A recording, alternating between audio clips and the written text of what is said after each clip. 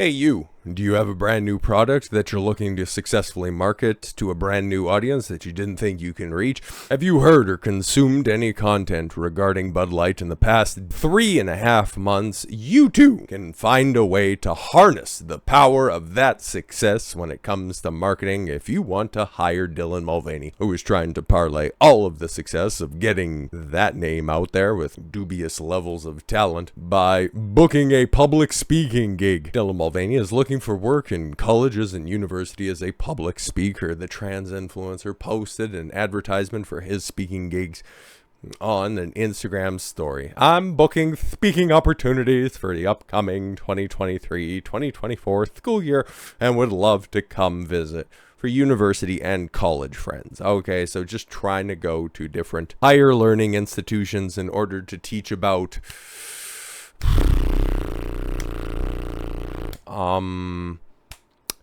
how to cost the company billions of dollars. Normally, if you want to hire somebody to go ahead and advertise with your brand, you're looking to make billions of dollars. But Dylan, on the other hand, has a different and inverse version of how to make money. Kind of like the inverse approach of penis creation. But given the track record, I would imagine that calendar is going to stay fairly open. But who knows? I'd imagine that, one of those woke universities is definitely going to snatch Dylan up. I'll sandwich them in between the all-ages drag shows that they probably have ready for the common areas in the fall.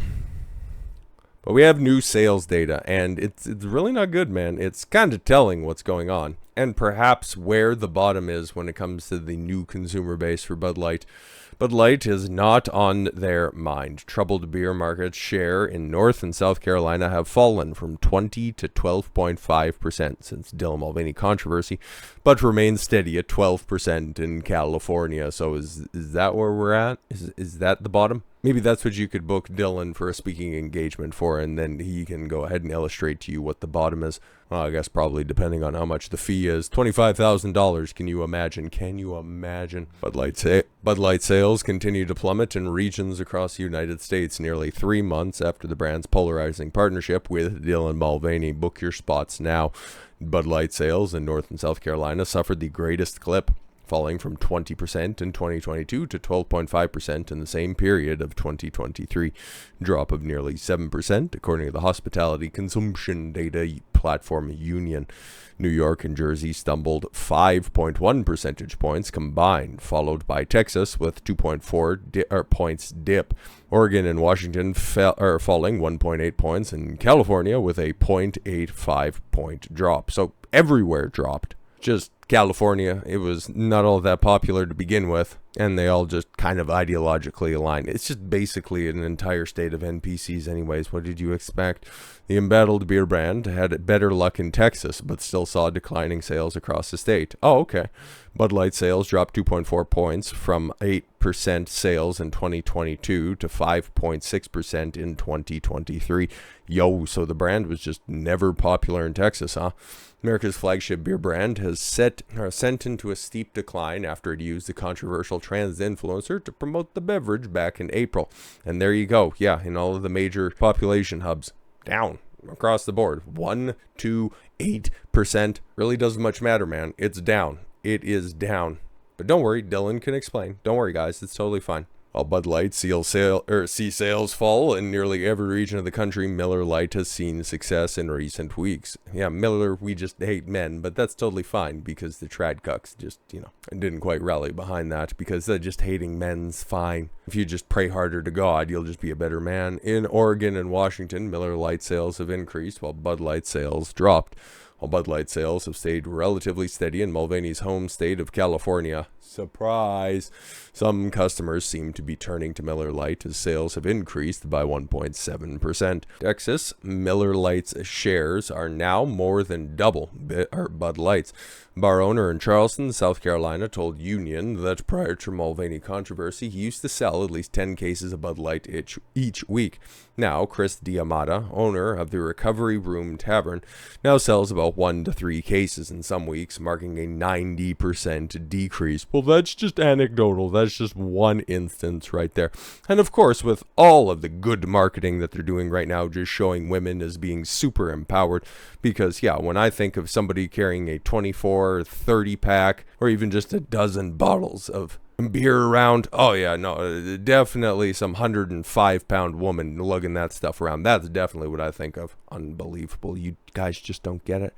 At another Charleston bar, the Blind Tiger Pub, the manager said sales of Bud Light are almost non-existent, to the point where he replaced Bud Light Draft to Michelob Ultra. See, Garth Brooks, that's what we were trying to tell you when you said that, oh, we're just going to have everything on there. We're going to listen to our customers. But he's too busy telling everybody that they need to hashtag support Ukraine. What a fucking joke.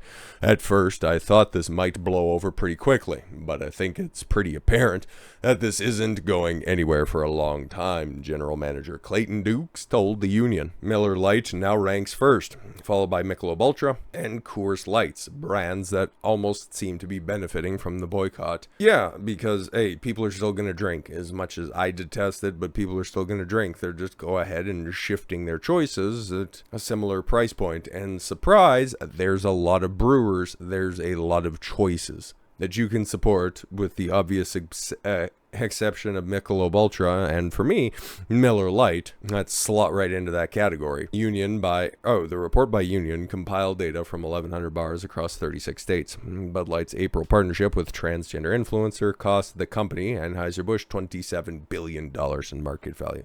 Company's value dropped to $107 billion from over $134 billion in March. Sales for the beer plunged 28.5% in the week that ended July 1st, down slightly from the 27.9% decline the brand saw the week ending in June 24th. Still haven't seen the data from last week, and I'd imagine they're probably going to be playing catch up, especially with the holiday that came out on a Tuesday from Independence Day long weekend.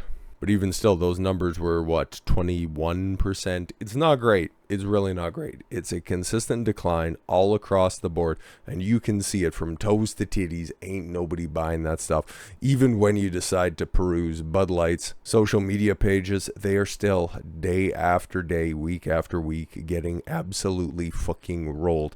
And now they're deciding to, oh my god, like, you guys just don't fucking get it at all. You decide to support the most feminist organization in the United States, the United States women's soccer team. Unbelievable. Absolutely unbelievable. Now, it's funny. This was from an article that I was going to use in this video right here, where it got linked out to this tweet right here. Let's go, United States women's national team. The only, since they've come back to social media, the only sports team that they've specifically shouted out. Also, using other remarkable athletes. What was that? Travis Kelce. And then there was also something with George Kittle or something like that. You know, all of those famous female athletes.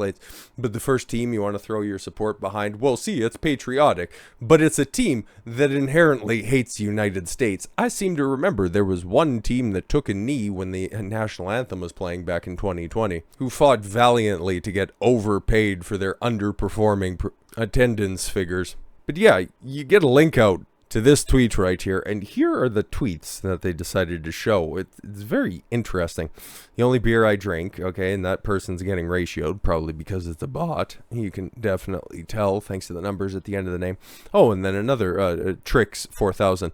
Nothing better than women's soccer and a cold Bud Light. That's a plant. That is absolutely 1000% a plant, because, okay, if you go specifically to the Bud Light social media page, as you can see right here, it's their most recent tweet that they have right there, and those numbers, they're doing great numbers, of course, and you just go ahead, yep, click right there, because Bud Light responded to them. Oh, those ones end up going to the front. Hilarious. America stands with Bud Light. False. Let's go to the market for a Modelo par for the course, Adam Krigler points out. Yeah, of course. And then, interesting, because you guys seen that screenshot, so that one was there right up at the front. So now you're seeing social media manipulation, and if there's any legs behind that new report that the new Twitter CEO is going to start censoring hate speech, yeah, it looks like the new boss is going to be the same as the old boss. So I look forward to hearing Dylan Mulvaney getting booked for a nice inspirational pep talk for the Twitter employees sometime in the near future. Both all that said, thank you all very much for the gift of your time. I've been Don Consuelo. I want you to follow your gut and get after it. Take care, everyone.